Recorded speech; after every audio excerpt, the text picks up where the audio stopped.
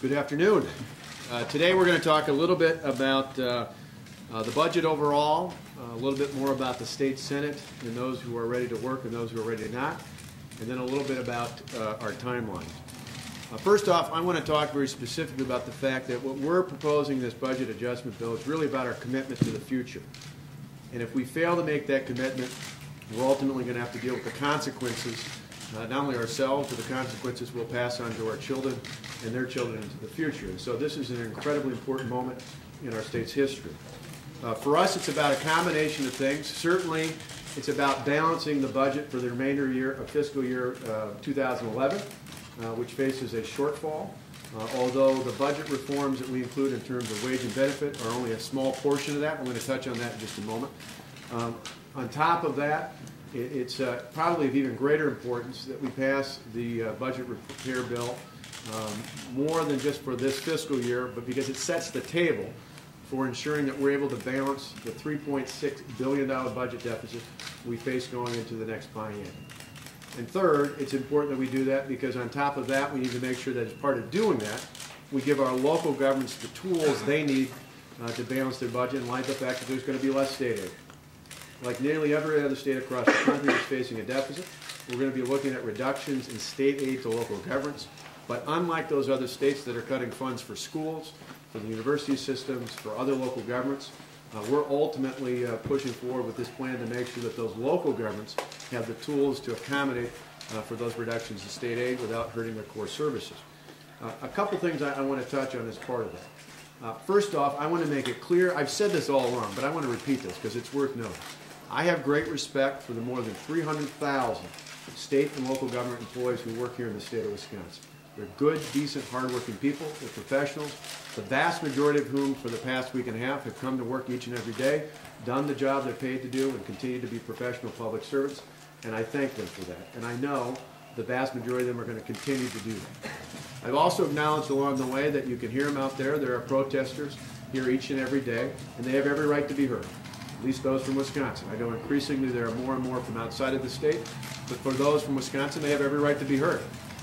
But I also want to make it clear, particularly to those union leaders coming in from outside of the state of Wisconsin, that when given the choice to stand with them or to stand with the millions of hardworking taxpayers all across Wisconsin, many of whom are paying much more for health care and retirement benefits than the modest amount we're asking for in this proposal, I'm going to stand with the hardworking taxpayers of Wisconsin.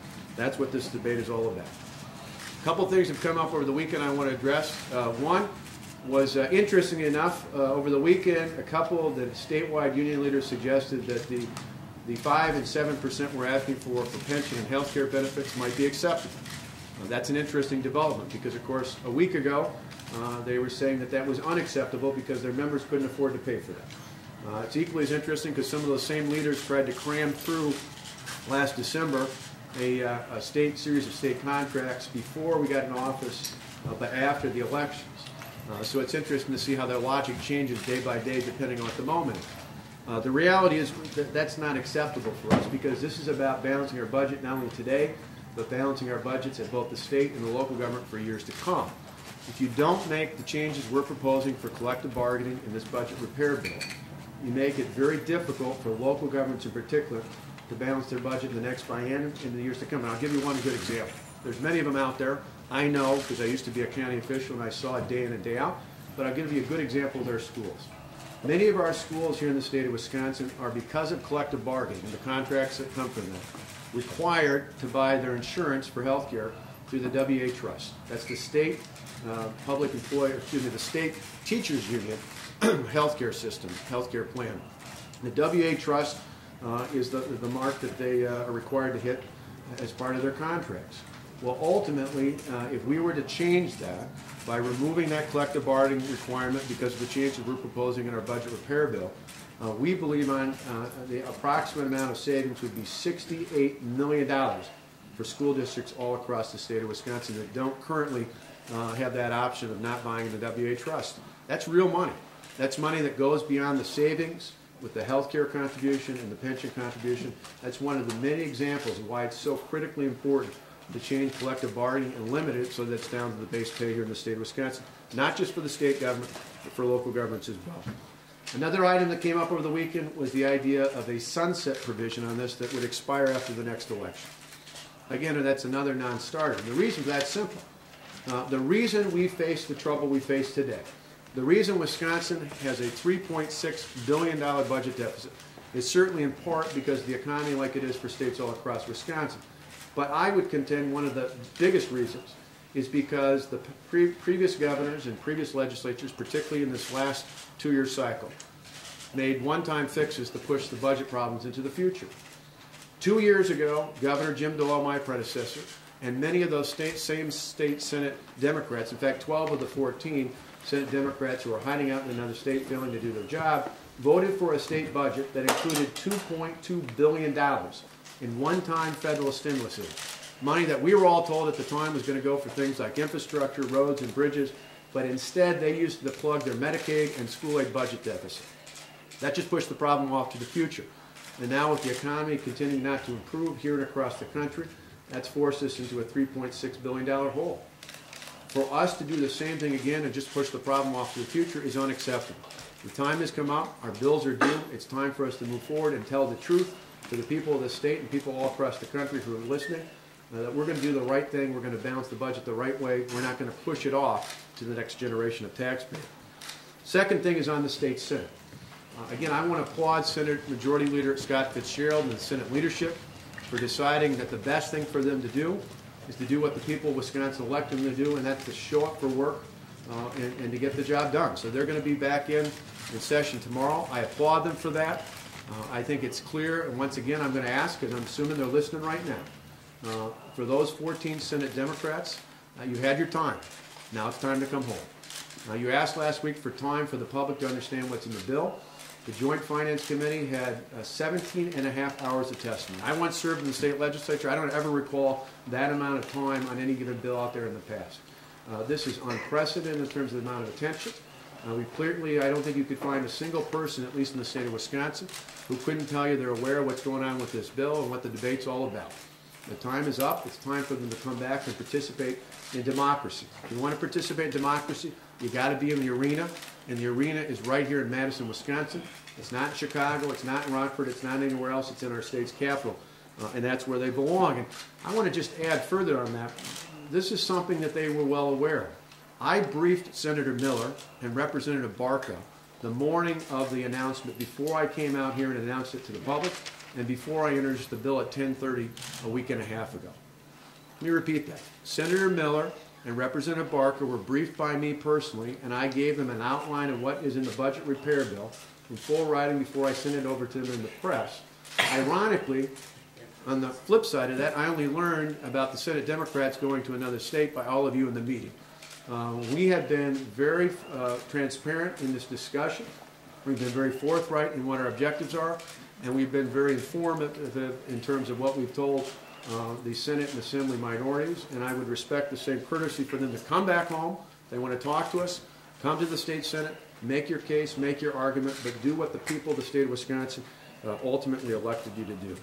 And finally, in terms of a deadline or a timeline, if you will, and again, this is important for Senate Democrats to be mindful of. As I pointed out when we first introduced this about a week and a half ago, the $30 million that's included in this budget repair bill is just one piece of the much larger puzzle of balancing this budget, and the $300 million in the next biennium's worth of savings for state government employees is just one piece of it as well. But that $30 million, if we don't get it by starting our health care and pension contributions by April 1st, translates in this budget, which ends June 30th, to the equivalent of 1,500 state government employees being laid off. Now, as I've said before, I don't want to lay anybody off. The equivalent at the state level for the next budget would be 5,000 to 6,000 state government employees being laid off and 5,000 to 6,000 local government employees. That's teachers and city workers and county workers and others out there. In this economy, even though our unemployment rate is better than the national average, it's still 7.5%. That's unacceptable to me. I was elected to get more people working, and that's what we've been doing this first month and a half in office. So I don't want to see anybody laid off. But if the Senate Democrats don't come back and at least allow us to debate this bill and give us the ability to pass this bill, the alternative is just for that $30 million alone, we'd have the equivalent of 1,500 layoffs. On top of that, this measure also includes savings from debt restructuring that generates $165 million worth of savings for the state. If we don't pass that by this weekend, we fail to be able to achieve those savings, and in turn that opens the door for potentially even a larger number of layoffs of state government workers and the potential for other areas of state government to be affected by that. Again, that's unacceptable. That is an option that we can avoid if the state Senate is able to convene, and it's yet one more reason why Senate Democrats need to come back home. The other quick things on that is we also have a challenge, less time sensitive, but it will be forthcoming. We have a deficit from the budget that was passed 2 years ago by my predecessor and the previous majorities that also has a hole in it when it comes to Medicaid. The dollars available to pay for Medicaid reimbursement run out approximately at the beginning of April. We, by statute, have to act through the legislature to move funds in to shift that. So a failure to act also creates a hole in the Medicaid fund and opens up the potential of Medicaid providers who are billed through Medicaid not being able to get reimbursed immediately for their payments. So there's all sorts of challenges. All these things can be resolved ultimately if the state Senate Democrats, the 14 members of the state Senate who are hiding out in another state, opt to do what their constituents elect them to do, and that's to show up here in the Capitol and vote on this measure. With that, I can entertain a couple questions before I got to run. I have a question. A lot of people out there are saying that, here's the thing, that they feel that it's a bit of a tit for tat. Well, the union tried to push something through when Doyle was here, and now you guys are pushing something through. They're saying they will agree on the cuts, but they feel that the request to eliminate collective bargaining, basically amounts to union busting. So the question is, specifically on the union busting issue, the goal, according to many of those people out there, is to break the union. Can you not see the point? Is there no room for compromise if they're willing to give us the financial incentive? Well, for us, we're broke. We don't have any more money. We have a $3.6 billion budget deficit, and you really can't negotiate when you don't have money to negotiate on. For us to be involved in good faith negotiations, we'd have to offer something we don't have anything to offer because we don't have any money.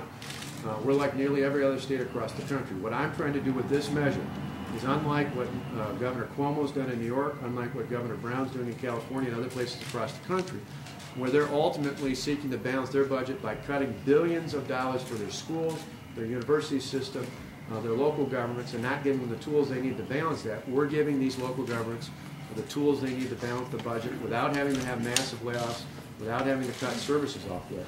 And one thing I'll correct, it's not a tit for tat. The simple matter is I campaigned on this all throughout the election. Anybody who says they're shocked on this has been asleep for the past 2 years. I talked about this. I talked about the 5 and 7%. Heck, for the past 8 years prior to me being governor, I pushed for this in Milwaukee County because I knew it was a much better alternative to have changes in pension and health care contributions than the layoff, hundreds at the local level, in my case now thousands at the state level. And for us, it's about balancing the budget. If we were about doing something to the unions beyond balancing the budget, we would have completely eliminated collective bargaining. This budget in this budget repair bill, it is maintained for the base salary. And if we were ultimately about attacking the unions, we'd be doing something to private unions. I don't have any interest in doing anything to private unions. I think the private unions are a key part to getting the state's economy going. I welcome working with them. This bill and our measure has nothing to do with private unions here in the state of Wisconsin. Governor, when it comes to Medicaid, why are you take the public out of the decision-making process for the coverage there? For us, it's still very much involved. The Joint Finance Committee would still have to have passed a review, and most importantly, for any requests for any sort of adjustments to try and account for the fact that Medicaid, like it is everywhere across the country, is one of the biggest growing parts of state budget deficits. Ours, out of our 3.6, about $1.8 billion is the Medicaid deficit. We need to have more flexibility, and we need to have the ability to make an appeal to the federal government. But the Joint Finance Committee or Budget Writing Committee would ultimately have to still approve that, and probably of greater importance, the Obama administration would have to approve any of the changes we're proposing. Governor, it's all about the money. Are you surprised by the reaction out in the hall?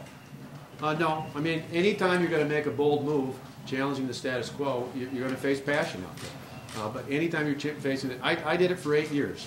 I was the first Republican elected in Milwaukee County. I was reelected 2 times thereafter, largely because we made bold moves to get that pension system fixed, to balance the budget without raising taxes, and to put more power back in the hands of the taxpayers of the county that I represented at the time. That's the same thing I ran on all throughout this campaign, and it's the same mission I have here, is to make sure we can do 2 things. One, in our first month to 5 weeks in office, we were the fastest moving state in the country to show that we can make changes to make it easier to do business in the state, to allow the private sector to put more people to work, and ultimately to achieve our goal of creating 250,000 jobs in the private sector by building a better business climate. Secondly, we've got to balance the budget. And anybody who doubts that's interconnected need only look at what Illinois did a month ago. In Illinois, because they failed to make the tough decisions, they have a pension system that's only about half funded. They failed to make the tough decisions, and so instead of doing those tough things, they turned to the taxpayers, they raised taxes on businesses and individuals, and in turn we've seen a massive exodus of employers and jobs and individuals looking to come to places like the state of Wisconsin because they realize it is a better business climate and a better place to create jobs and put people working. We've got to have that same stability if we want to get people working again here in the state of Wisconsin, and that's exactly what we're going to do. For too many years, too many politicians in the state, and quite frankly across this country, have ignored the reality that many of our governments are broke, and the best way to fix them is to take head-on the challenges we face here in the state of Wisconsin, and certainly other states should do it the national or across the country as well. Governor, it's all about saving money. Why do you exempt firefighters or police officers? Yeah, real simple. For us, the one thing that I think nearly universal expectation of government is public safety protection. We saw last week, for I think it was 3 days, teachers here in the city of Madison walked off the job, and which is really ultimate with their striking of legal action. Thank God, cooler heads prevailed, and they decided to come back to work today, and I appreciate that, or at least in many jurisdictions across the state. But we can by no means ever have a gap when it comes to public safety. I can't have the possibility, and I don't think most people are going to walk off, but I can't have the possibility anywhere in the state of Wisconsin that if there was a fire or a crime or anything else, that there would be one gap, one interruption in services out there, because there's no way we're going to put the public safety at risk. We got time for one more question. Sure. On Friday, your office called the Assembly Speaker and said that his safety could not be assured in the evening. If there was a legitimate concern about safety, and why would the Democrats also may wear that concern? Well, we're going to be in the process in the coming days as the debate continues to make sure that all 132, and I hope that includes the 14 state senators who are missing in action, but all 132 members of the State Assembly and the State Senate have adequate protections, because we know there's a lot of passion. There was a lot of passions we saw this weekend on either side of the issue. Part of living in a democracy is being responsive to the people, but it should mean putting your own personal safety at risk. We want to make sure that every one of our members, Republican and Democrat alike, who serve in these chambers, have adequate protection. I think the vast, vast majority of people who are here in the state, including the many thousands who come in from other states, as we saw over this weekend, have been overwhelmingly positive in terms of following the law, being respectful of others. I would hope and pray that that continues here, but we're not going to take any risk. We're going to make sure that all 132, no matter how much pressure they get the kind of safety and the security that they need to feel safe, not only here but in their homes, and that's important for us. Thanks very much for your time.